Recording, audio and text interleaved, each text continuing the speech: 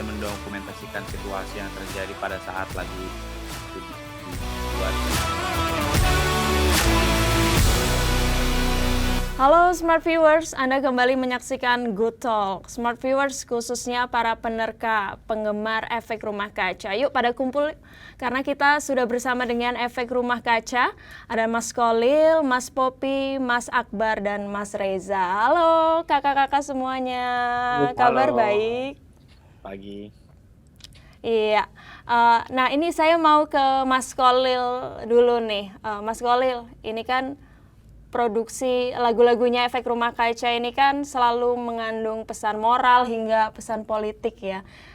Pengen tahu dong Mas, dari mana sih sumber lagu-lagunya efek rumah kaca?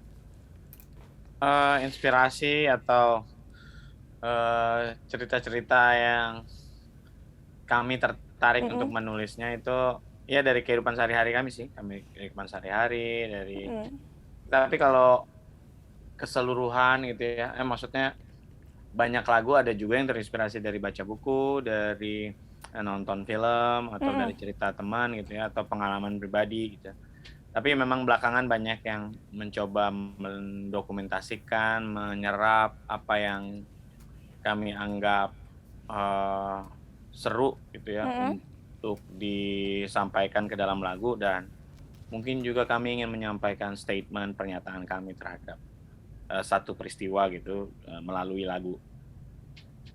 Oke, nah ini kalau untuk kontribusi dari tiap member untuk produksi lagu-lagu RK-nya sendiri gimana Mas? Kalau musik sebenarnya dari dulu bareng-bareng ya, kita bikin Mm-mm. lagunya tuh Mm-mm. formatnya musik dulu, lalu Oke. kita buat, kadang-kadang saya bikin lagu di rumah gitu terus dibawa ke studio, kita aransemen bareng-bareng. Ada juga Mm-mm. teman-teman mulai kontribusi, waktu itu Akbar, Adrian, Mm. Poppy juga di mini album. Eh, Lalu awal-awal saya banyak menulis lirik, tapi kami biasanya suka cerita dulu apa sih yang ingin disampaikan Oke. dari lagu tersebut gitu. Lalu belakangan juga Adrian bantuin nulis lirik gitu. Jadi nggak hanya saya sendiri. Tapi biasanya kalaupun dari saya akan cerita kira-kira lagu ini moodnya itu misalnya apa ya? Misalnya gelap gitu ya. Mm-mm. Berarti rasa apa yang atau peristiwa apa yang saya pikir itu cukup gelap gitu. Atau kalau memang lagunya ada ngeledek-ngeledeknya. Oke, oke. Mungkin mau ditambahkan oleh Mas Popi atau Mas Akbar sama Mas Reza. Ini kira-kira bisa lebih diceritakan mungkin kontribusinya dalam produksi lagu-lagu RK sendiri gimana? Iya, jadi biasanya kita kalau RK tuh Bang biasanya ngebahasnya tuh lagunya dulu, maksudnya nada-nadanya dulu, musiknya dulu kita Oke. bahas sama-sama gitu. Mm-mm. Dari tadi yang Holil cerita, misalnya Holil punya punya ritme atau punya Mm-mm. melodi melodi gitar gitu, kita bawa ke studio, kita bahas pelan-pelan, kita rancang. Terus ya tadi yang Holil cerita juga ya tentang misalnya ini suasananya apa gitu, kita coba Mm-mm. nangkep gitu. Itu pasti diobrolin. Oke, oke. Eh, Berarti memang ada tujuan spesifik ya Mas dari produksi lagu-lagunya RK itu? Menganggap lagu itu sebagai sarana untuk mengekspresikan gitu ya, pendapat atau perasaan gitu. Lalu Oke. juga mungkin juga dia bisa mendokumentasikan situasi yang terjadi pada saat lagu itu dibuat gitu. Momen-momen itu kalau kita lihat kilas balik ke belakang, misalnya Cinta Melulu gitu ya, itu Mm-mm. dirilis tahun 2007. Secara berarti dia sebenarnya bisa mendokumentasikan pada saat itu kami merasa Mm-mm. lagunya tuh terlalu banyak yang lagu cinta gitu ya, di antara berbagai kemungkinan lagu tuh kan banyak ya, apa aja, Mm-mm. peristiwa apa aja bisa dijadikan lagu. Ini kenapa pada saat itu menurut kami itu kebanyakan lagu cinta kan, jadi sebenarnya dia bisa mendokumentasikan suatu permasalahan yang terjadi pada era tersebut. Iya. Ketiga, dia juga bisa menjadi alat untuk memulai percakapan, statement Mm-mm. gitu. Kita punya statement, bisa jadi orang nggak setuju, tapi itu bisa jadi awalan untuk sebuah percakapan gitu. Oke. Mungkin ada yang menambahin, yaitu arti buat saya, dan mungkin ada yang mau ditambahin juga. Oke. Mungkin dari Mas Poppy mau menambahkan? Ya kalau tujuan tertentu sebenarnya memang menyampaikan keresahan aja sih yang dari dirasakan sama Kaca. Selebihnya tadi memang sudah Holil secara spesifik udah jelaskan. Oke. Ini Mas kan ada lagu baru ya yang berjudul Heroic. Nah ini Heroic. saya mau ke Mas Reza nih. Mas Reza, boleh diceritakan mungkin lagu Heroic ini tuh bercerita tentang apa sih, Mas? Halo, iya, maaf. Sebenarnya itu yang bikin lirik tuh Mas Kolil sama lagu dasarnya. Tapi waktu itu waktu pembuatan lirik, terus Mas Kolil ngirim tuh sebelumnya tuh Mas Kolil emang udah memberi kisi-kisi kayaknya akan kesini suasana liriknya. Terus kebetulan ada kejadian yang menstimulat Mas Kolil untuk membuat lirik ya, yaitu runutan kejadian kita yang Fashion Week gitu-gitu yang membawa heroisme palsu gitu ya. Oke. Dengan kedok heroisme tapi sebenarnya punya maksud-maksud yang tersembunyi, yang itu sebenarnya tujuan awalnya kami membuatnya seperti itu. Kayak misalkan bagaimana mungkin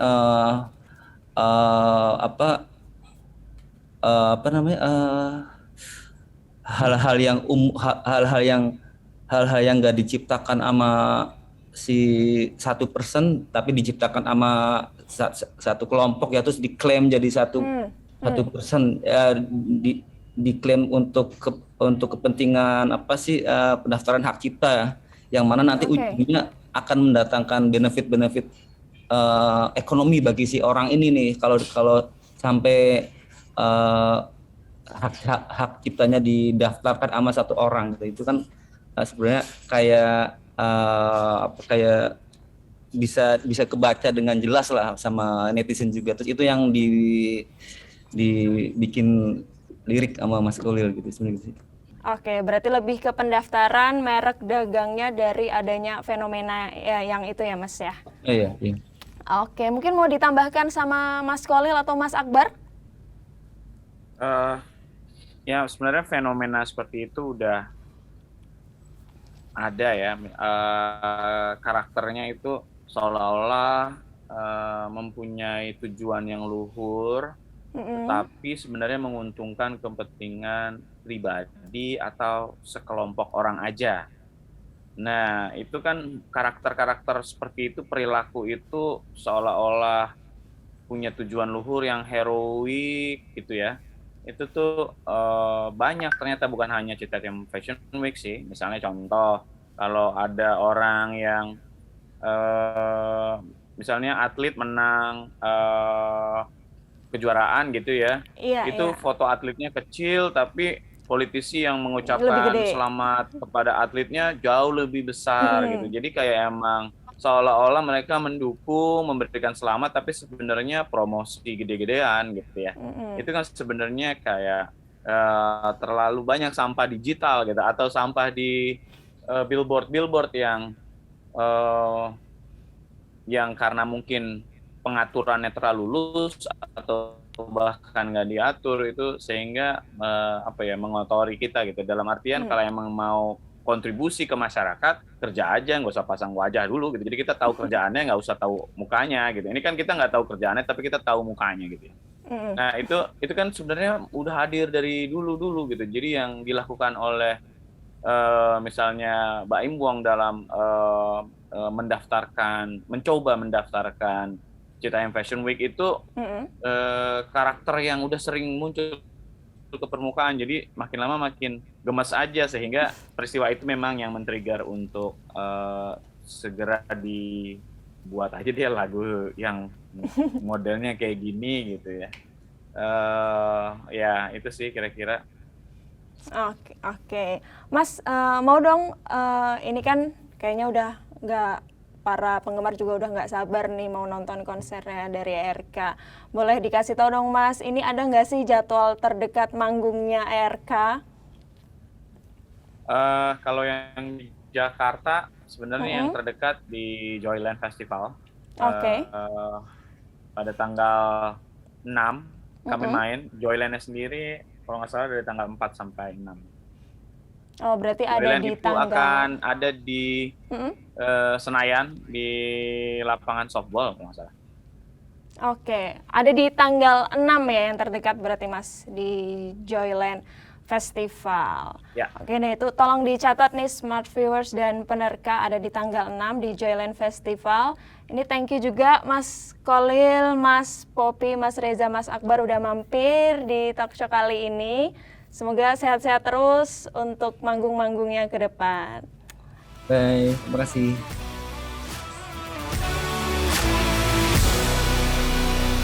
Nah, Smart Viewers, tadi kita udah ngobrol sama Efek Rumah Kaca nih, dan ternyata mereka akan tampil di Joyland Festival di tanggal 6. Nah, untuk yang kepo-kepo, wah Joyland Festival nih apa ya kira-kira? Kita sekarang sudah bersama dengan Ferry Dermawan, selaku Direktur Program dan Co-Foundernya Joyland Festival. Halo Mas Ferry, halo, kabar baik Mas? Baik. Baik, alhamdulillah. Mas Ferry, ini untuk Joyland Festival tahun 2022 ya. Kapan dan di mana sih Mas berlangsungnya? Oke, Joyland Festival ini festival tahunan kami oleh Prinsong Live. Rencananya akan diselenggarakan di Jakarta, itu di lapangan softballnya GBK Senayan. Mulai festivalnya 3 hari dari tanggal 4 November sampai 6 November. Oke, jadi di lapangan softballnya Senayan ya. Nah, Mas mau tahu dong, di produksi festival yang kali ini, di tahun 2022 ini, apa sih Mas yang menjadi tantangan dalam proses produksinya? Oke, mungkin sejauh ini Joyland ini yang November ini jadi edisi kelima kami. Oke. Sejak awal itu kami selalu suka nyari venue atau venue festival baru gitu ya. Karena sebelumnya di Taman Kridaloka itu di belakangnya Aquatic GBK 2 edisi, lalu ketiga juga sempat di lapangan panahan GBK. Terus kemarin Maret kita sempat bikin juga coba di Bali, Taman Begawan. Terus yang edisi kelima ini di lapangan softball. Jadi venue-nya selalu beda. Jadi sejauh ini sih merespon venue mungkin ya, karena secara layout berbeda gitu. Dan kita juga ada beberapa area dan program. Jadi gimana caranya nge-fit itu semua program di satu festival yang tidak berbenturan misalkan untuk panggung musiknya. Kurang lebih seperti itu sih. Ini kalau ngomong-ngomong soal layout nih, kalau misalnya kita cek di websitenya Joyland kan ada beberapa macam stage ya Mas ya. Nah, boleh tolong diceritakan ini keunikan dari tiap stage-nya itu apa sih Mas? Oke, kita ngebagi beberapa area, kurang lebih ada 5 area. Yang pasti area musik itu terbagi dari 3 stage. Lalu di luar itu ada juga pemutaran film. Jadi kurang lebih suasananya tuh outdoor cinema. Lalu ada juga area stand up komedi. Lalu di luar itu juga ada area workshop and activities. Jadi creative workshop gitu. Lalu area market. Jadi ada 5 area. Oke, berarti selain penampilan musiknya, ada juga tadi kegiatan untuk outdoor cinema ya, sampai marketnya itu tadi ya Mas. Nah, Mas, ini kalau misalnya teman-teman Smart Viewers mau datang ke Joyland, kalau misalnya ada yang sudah berkeluarga terus pengen ngajak anak yang masih kecil gitu, kira-kira nih Festival Joyland ini apakah ramah terhadap anak? Oke, tentunya kita dari edisi pertama selalu berusaha untuk gimana caranya festival ini ramah anak.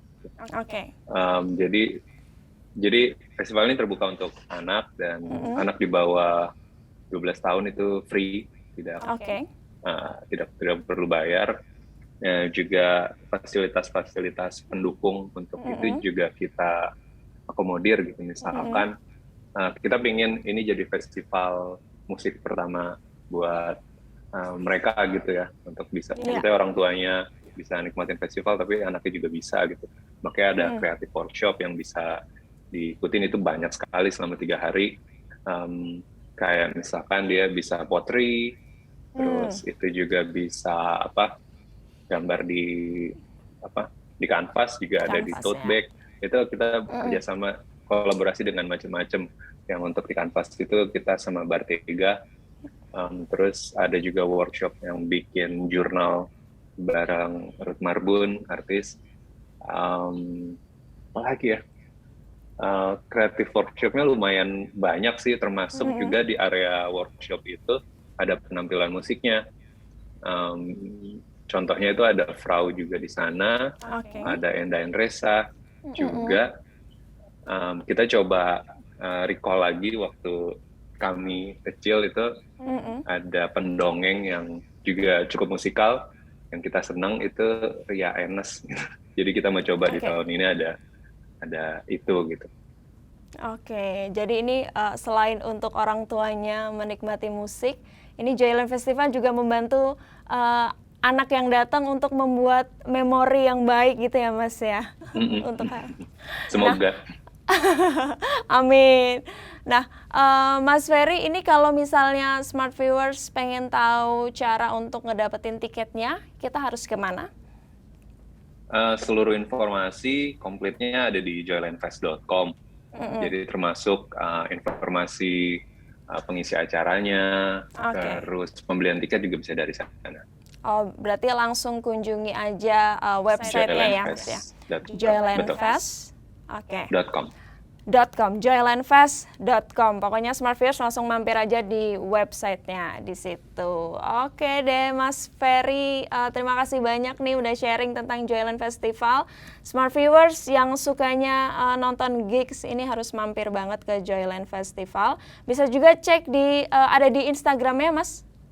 Instagram @joylandfest.